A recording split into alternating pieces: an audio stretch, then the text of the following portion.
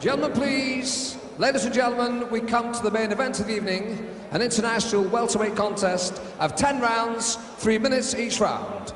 Presenting in the blue corner from Oklahoma City, USA, Verdell Smith. And in the red corner from Manchester, Tony Ekubia.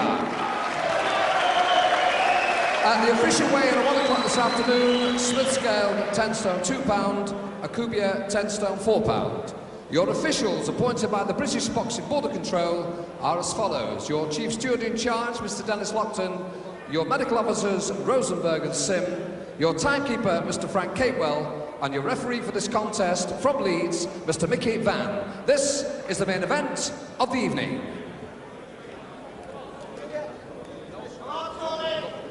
Well, first time we've seen the American Verdell Smith in this country from Oklahoma City. And that's facing there, of course, is Tony Ekubia from Manchester. Mickey Van, the Leeds referee. Now, I don't know too much about Verdell Smith. His record doesn't look too bad. So it's 10 rounds then at the welterweight division. 10-4 Ekubia, 10-2 Verdell Smith.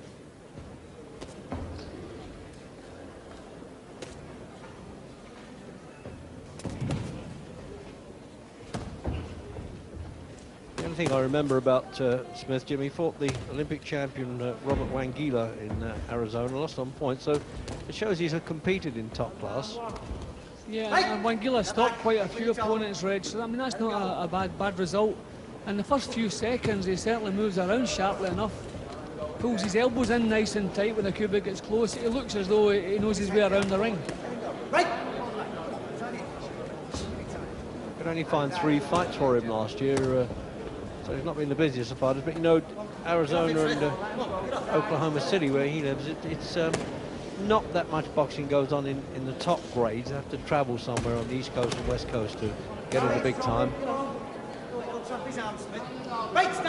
He snaps the punches out nice and sharply, Smith, but I get the feeling when Ekubia throws punches, he doesn't quite know. You know, he doesn't look as though his defence is too sound. See, he kind of loses the place. He just lost the place again there. Look at him now trying to grab hold of Ekubia. I get the impression, Reg, if Ekubia puts him under pressure, he might fall to pieces. But he certainly throws nice punches.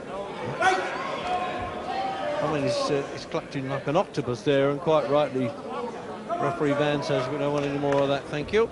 Actually, Smith said he's had more fights, but actually couldn't say who and where it was, so we'll leave it at 3 official.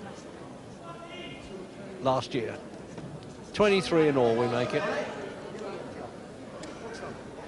And Ekubia actually has only had 20. Seems though he's been around a long time. He's 32. Former British light welterweight, let's see, 10 stone division. And he lost to Andy Holligan in Liverpool last June. Now, of course, from the Mickey Duff camp, Andy Holligan. Smith looks as though Reggie could be one of these fighters that's in a few untidy battles. Whenever he's under pressure, he loses. Oh dear! Tell you what, Jim, he knows all about that. That is a bit of a rarity, seeing Ekubia on the 4. 8. Well, he was experienced enough to take the full 9 without the timekeeper saying it, but he was down for 9, and this would be a big upset indeed. He hasn't recovered, Reg. He's still pretty badly shaken. That is a shock for Tony Ekubia. That's the last thing you expect from him. That must have been a good shot. I'm looking forward to seeing it on replay, but he hasn't recovered yet. He's going to have to just see this round out. Well, it's coming up to the last few seconds now, Jim. Just do a bit of spoiler on his own. Just grab hold of this fellow, lose the round, but don't worry about it. But that certainly was a shock.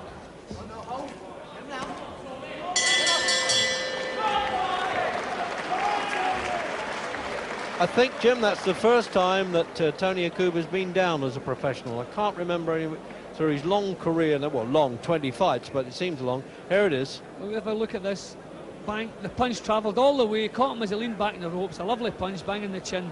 That was a good shot, and Tony didn't recover too quickly. Yeah, let's have another look at it. As you say, it travelled all the way, but I'm afraid Ekubia got the message. So he seemed to lead with the left, then sway back slightly, and then overcame the right. Just Miss banged with the into left, the ropes bang, there, it Jim, goes. almost like a catapult job there. He more or less fell into the punch. Lack of concentration as well must have been in the opening round, and promoter manager Jack Trickett obviously being a bit anxious on the outside there, and second Ray Farrell, and the referee just checking that he's okay. Well, what do you know about that? I think I'm right in saying Ekubia hasn't hit the deck before, but he did well. He stayed there for the full 9 seconds, and he looked at the referee, Jim. He seemed in control all right. He was hurt nonetheless. You know, in the first couple of seconds, we did say that Smith threw the punches nice and sharply. It's when he's under pressure, he didn't look quite so good. But he certainly threw that one sharp. It was a lovely punch. And gave Tony all the trouble he needed. Ekubia's going to have to keep his chin down and keep this fellow under pressure. I think he is a little bit of a spoiler. I think he can be a little bit untidy up close.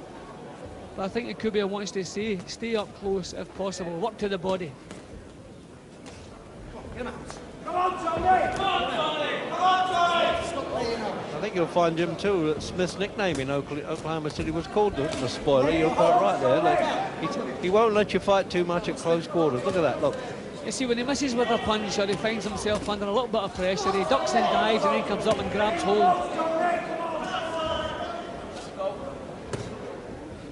But that's certainly given Ekubia something to think about, that little bit of danger. That was a nice little feint from Ekubia then. That's what he wants to do, a bit more of that feint. Force the fellow to make his move first. He's got to take the play away from him now, the American. Ekubia's got to say, hold on, you can't do that in my town. Well, almost his town, just down the road in Stockport Town Hall from Manchester.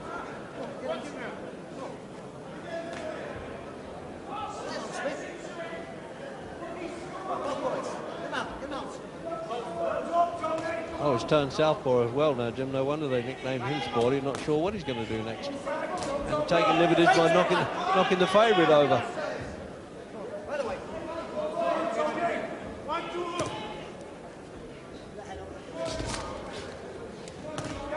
Oh, what a left hook.